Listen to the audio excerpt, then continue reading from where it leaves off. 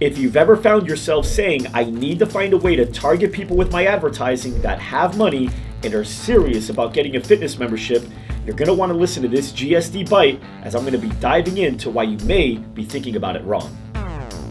Want to get inside access to the ad campaigns that have been used by some of the most successful fitness studio brands from all over the world? The ads they've used, the landing pages, texts, emails, videos, what their prospect journey looks like? All of that is available now in LRVT, which stands for Loud Rumor Virtual Training. Whether you're a rookie in the advertising game or a seasoned professional, LRVT is designed to help you and your team advertise like the best fitness studios on the planet. Each training is well produced, thorough, and based on proven campaigns that we've ran successfully over and over again. You'll also be a member of our community where you can ask questions and get support from our team, as well as the many other studio owners that we work with. To get started, go to loudrumorvt.com. Again, that's loudrumorvt.com. Hey everyone, Mike RC here again, and I wanted to make this special GSD Bite as this is a topic that has come up again, and it's only exclusively coming up when it comes to fitness studio owners or salespeople that just don't seem to have a really good understanding of sales, marketing, advertising. Maybe they're rookies, they've only been at it for a year or two, or maybe they've been at it for a while, but they haven't really been doing it at a high level. The most successful studio owners that we're working with, this never ever comes up. And that is them wanting to find a way to tailor their marketing, their advertising, so it only is going to people that have money and that are serious about getting involved in a fitness membership. So here's the problem with that mindset. First of all, you're right. You're 100%, I would want it too. In my business, I wish I could target serious fitness studio owners that have a really great marketing budget that are serious about getting into an advertising campaign. Okay? But if I do that, I'm limiting my opportunities so much because the average fitness studio out there is only actually generating, the studio owner is only actually generating about $28,000 a year. That's what he's taking home. That's less than the average employee. I don't even know if that's minimum wage. It might be, but it's barely there. So if that's the average, that means I'm only looking to target the top 15, 20%, right? Maybe even less than that. So for me, I have to find a way to not only sell to the 5, 10, 15% that have all the money, that are really serious, but where my business can really expand is when I can start targeting everybody else as well. Now, if you're thinking, okay, well, Mike, here's the problem. People that don't have money can't afford a premium membership. Well, what I always come back to is when it comes, let's take Apple for example, right? Apple sells the most expensive everything. Everything. They have the most expensive phone, tablet, laptop, desktop, pencil for their tablet, right? The stylus, watch. They have the most expensive everything. But the people that have Apple products are not just the top 5 or 10 or even 20%. Everyone's got Apple products. So what Apple's done really well is they found a way to sell to all demographics regardless of income. And so when you look at how much it costs for that phone or for that watch, it's usually more expensive than most other things that those people have. So now let's go back to you. You're selling a fitness membership.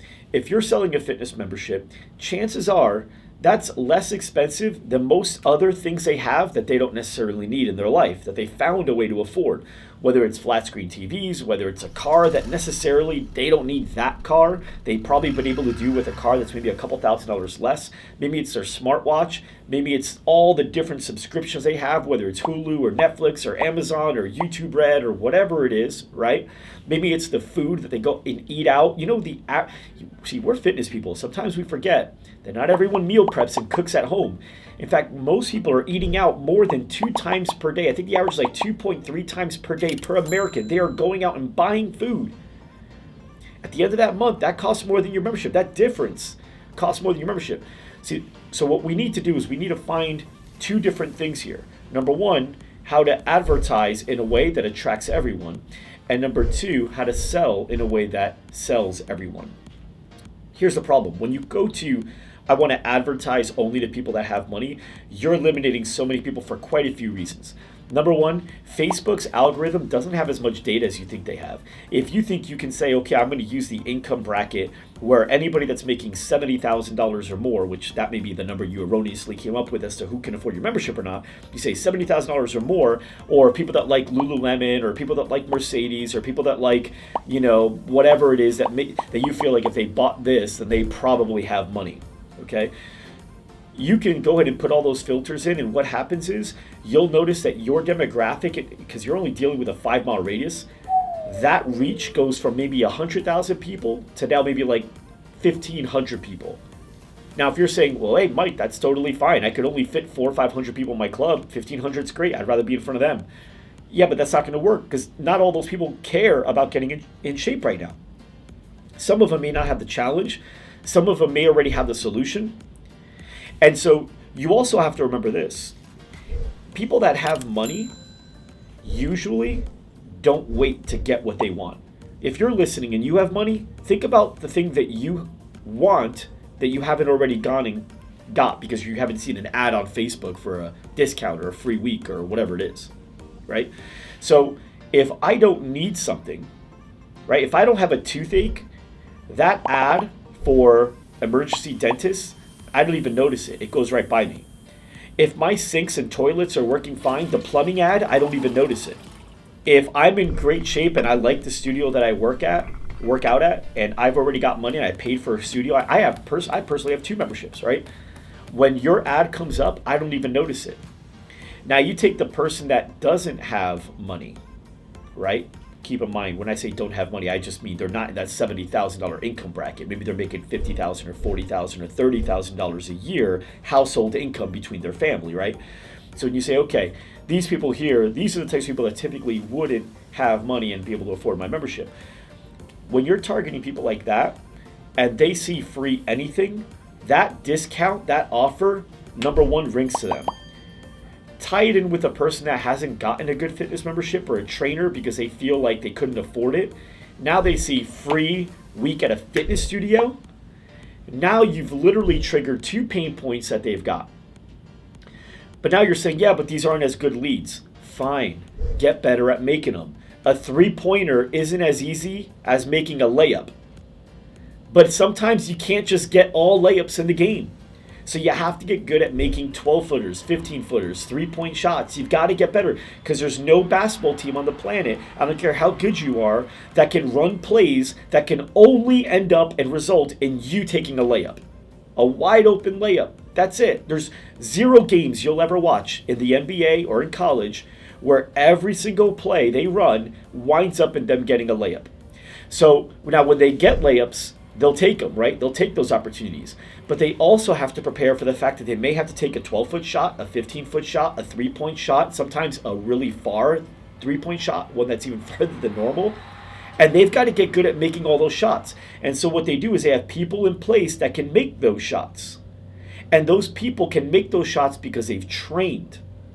And so for you, the more you advertise, the more you're going to get of everything. People that are layups, you're going to get layups. You're going to get people, I get layups. You're going to get people that walk in and say, yeah, I've been actually looking at you guys, or I've been passing you guys. It looks great. I honestly just need membership. I want to sign up. That's it. You're going to love it when you get those.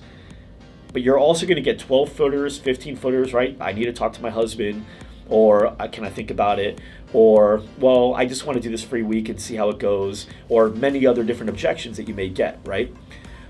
When you get those, you can either A, not know how to overcome them, which in basketball would be like not knowing how to make that shot, or you can learn how to overcome them. You can learn how to hit those shots and then practice, role play, in your studio with your other employees over and over until you know how to overcome these. And when those shots come up, you can hit them.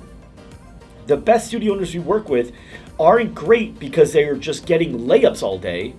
They're great because they know how to make the hard shots. They know how to sell the people that are more difficult, the people that may not seem to have money, but they do have money when it comes to getting a watch or getting an Apple TV or getting an iPad or a phone or going on vacation or going out to eat all the time, right? Then they have money.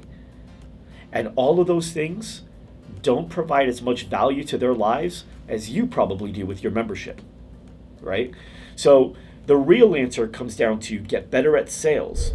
When you get really great at sales, like some of the best studio owners we work with, you can say the phrase that they say, which is, Mike, just get bodies in the door. My team knows how to take it from there.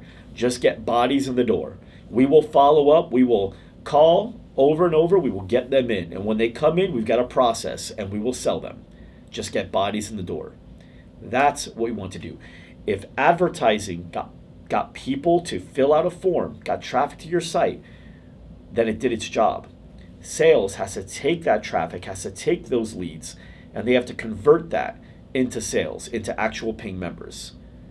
Hopefully you guys got a lot out of this, and in future bites, I want you to listen, because we're going to be talking about how to sell to those people that don't necessarily have the budget to go and afford the different things that you have. And if you listen to the other episodes like GSD Raws, GSD Stories, GSD Talks, all the other different formats that we have on the show, we're going to be able to dive in more into how you can overcome those objections, not just from my perspective, but from the many people that we have on the show. And you probably already heard earlier in the episode, but make sure you check out LRVT. Go to loudrumorvt.com, and you can actually get a ton of different sales training on how to overcome this. Because if you're not closing the leads you're getting, you got a sales problem. Fix a sales problem, your business is going to run really, really well when you're getting the leads in. Thanks, and we'll see you in the next episode.